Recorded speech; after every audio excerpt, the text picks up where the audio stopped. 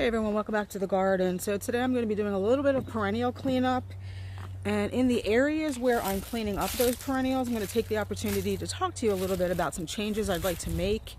Nothing major. I mean, unfortunately, we're not going to be installing a Victorian glass house anytime soon, but maybe just taking some of the perennials out and adding in some more shrubs. So come garden with me today. It's going to be me. My husband's doing leaf cleanup, and let's talk about some perennial cleanup and some changes.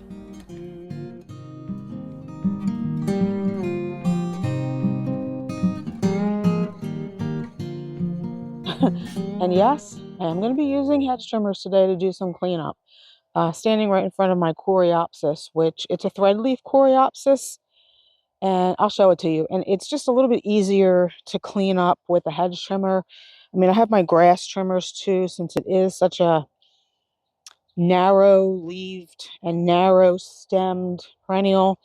It is easier to use grass clippers than it is to use pruners, at least I find. But I'm going to see how it works with the hedge trimmers, because I think that will be even easier. So I'm going to put you down and I'll show it to you.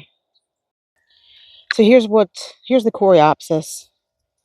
It's like the Zagreb. So you see how narrow that is? That's why I think it's easier to use grass clippers or a hedge trimmer. So let's see. I just feel like even the sharpest of pruners just doesn't work very easily on perennials like this. So I feel like if you use grass clippers, especially if they're sharp, you know, that just goes right through it. And you just pull it out of there. Let's see how the hedge trimmers do. The hedge trimmers here. We got, along with my new leaf blower that I showed you last, I don't know, 2 videos ago, we also got an electric hedge trimmer because my husband kept cutting through the cord on our electric one. So I'm sorry, this is a battery operated. So he wanted to try battery operated, so he didn't have to worry about cutting the cord. I'm going to put you down. See how this works.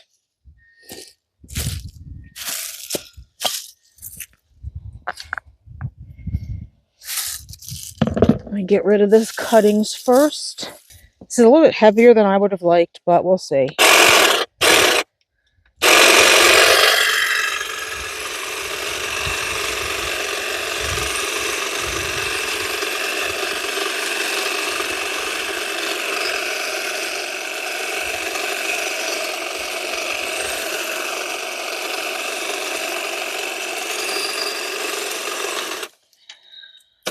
I should have brought a rake. Well, let's see how it did. I mean, obviously it goes much quicker. And as long as you don't scalp your plant, I mean, you can see I left like 3 or 4 inches of the stalk standing, so I didn't scalp it. But, you know, some of them I have to come in and clean up. But yeah, much quicker than just going through here, at least for me. You may have no problem. I find this hedge trimming process really works well.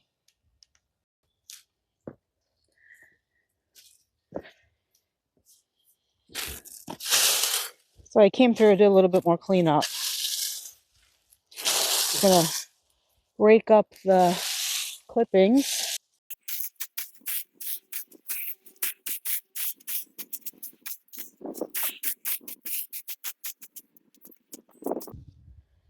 And yeah, I mean, much quicker. This would have taken me a long time and a lot of heartache to clean up just with a pair of pruners.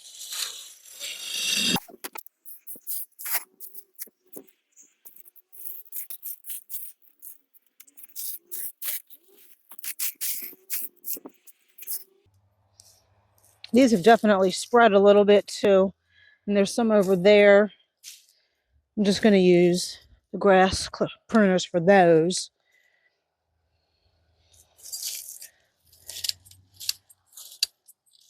There's just a couple. Not a big deal.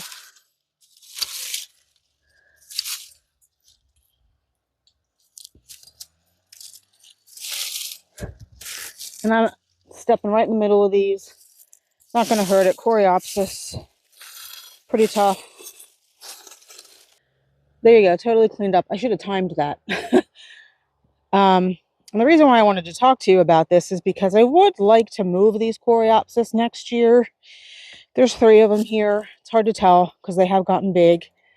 They've spread too, definitely.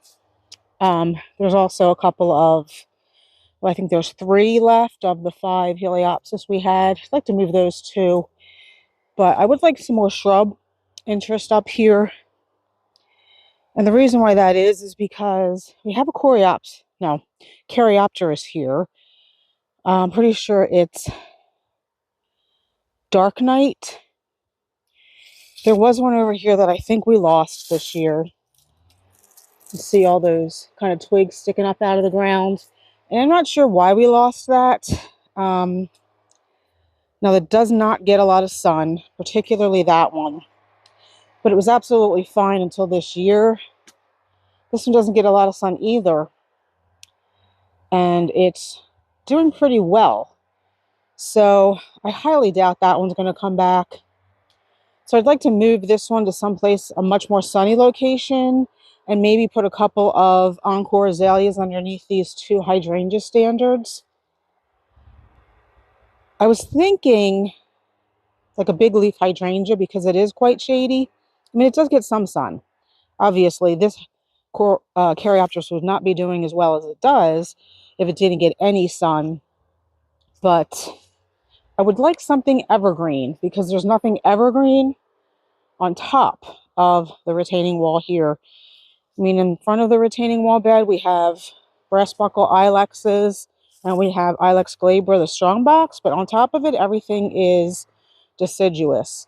And I need something that's going to be a little bit shade tolerant, but also flower. And I don't want to put any more ilexes. I don't want to put the 2 boxwoods that we put in containers because we already have a spot for those.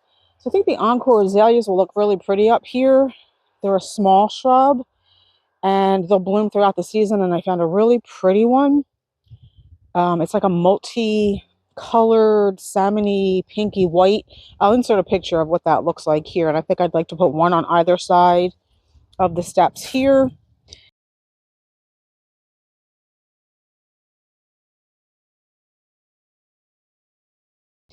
And, you know, maybe just continue the hydrangeas we have on the back of the retaining wall here in place of the Coreopsis. Like over there, we have some Invincibelle lace. Maybe just get a couple more Invincibelle lace for over here. Not 100% sure yet, but so that's what I would like to do here.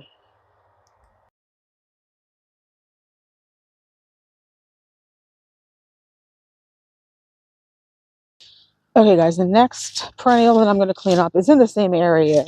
It's just on the other side of the pathway on our top retaining wall bed. I just went to put the hedge trimmers back because I'm not going to be using the hedge trimmers. So I'm going to be pruning the blue cardinal flowers, blue lobelia, over on this side of the bed. I think I talked to you about these earlier in the year too, and that we want to move these. But let me turn you around and show them to you. So this is them. I think there's 3 of them in here. At least there used to be 3 of them in here. Honestly, not sure anymore. But at any rate, the reason why we want to move these is because they are prolific self-seeders. Doesn't take much for these seed heads to produce dozens of little plants. And even the ones that lay down on the ground in the spring and summer, not now, obviously, but wherever one of those lays down, it will root into the ground and form a new plant very quickly, form a new colony. I had gone through here in the spring and removed dozens of them along the edge of the mulch where it meets the rocks here. And some of them we transplanted up to at the edge of our meadow because they are in our meadow mix. So we figure we might as well reuse them. And then like a month or 2 later, we had a bunch more here. My husband had to remove more when he came along the mulch. So it's just a little bit more maintenance than I really want for anywhere closer to the house.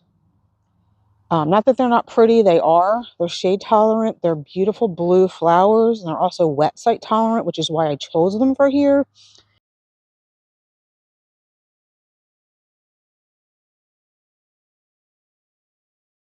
Several years ago, we were going through a phase in this part of the country where we were just getting constant heavy rainfall. So I needed something up here that could handle the moisture up here. Not that it's not going to be moist again at some point, but I don't feel like I need something that's going to spread like wildfire like these do.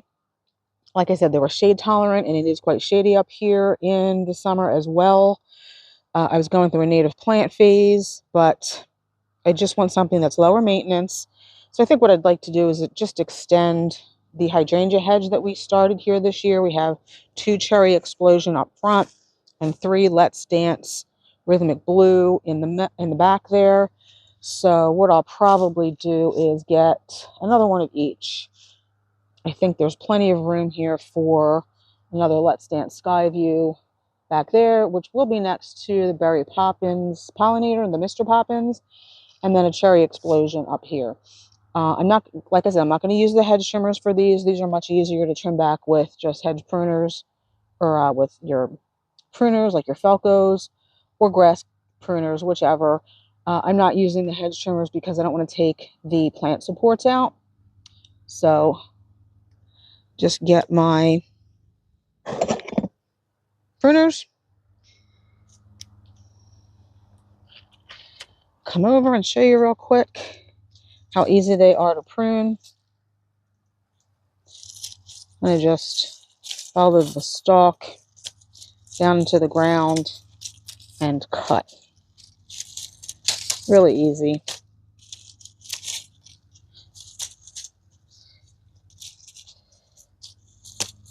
So I'm just going to put you down, finish this up real quick, and we'll move on to the next.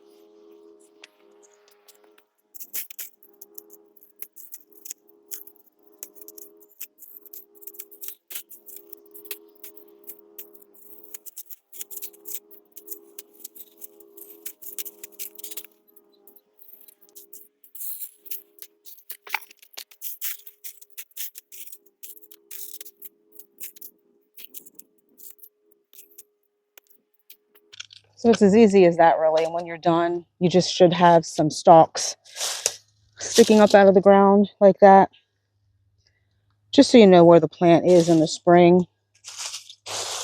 See that? I don't like to leave these in the winter because they can get mushy, and I don't really like mush in my winter garden. If that doesn't bother you, by all means leave them. And just with the plants cut back, you can see already how much nicer this area looks here. It just looks much fresher, much cleaner without all those messy stalks. So now you can see why I want to move the blue lobelia. Hey guys, so thanks for coming along today on this, what I know was a really short video, but I just wanted to get some of my fall cleanup started in areas that I wanted to make some changes to in the spring, so that I wanted to talk to you about that.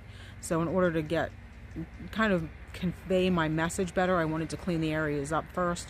We really haven't started the bulk of our fall cleanup, just a couple of things here and there. So we'll take you along for that, just so you know what to clean up when. Not that you don't already know that. You're all smart gardeners. But something else that I wanted to say. Oh, I know what I wanted to say. We will be planting bulbs, but I feel like I want to get, and I know I said that in my last video, I feel like I want to get some more of the fall clean up before I plant the bulbs. That way I can see the best place to place the bulbs.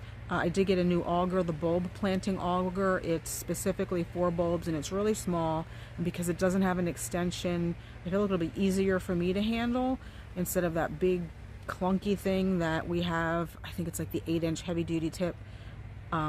I can't use that. That thing throws me all over the place. This is, it's only 7 inches, so it's something that I can be right up on top of, and I don't have to stand up to use. So hopefully it'll make it a little bit easier to dig holes in the ground for me to get all of the bulbs planted. That should be exciting. So stay tuned for that. Again, thanks for coming along. Thanks for watching. Hope you enjoyed, and we'll see you in the next one. Bye.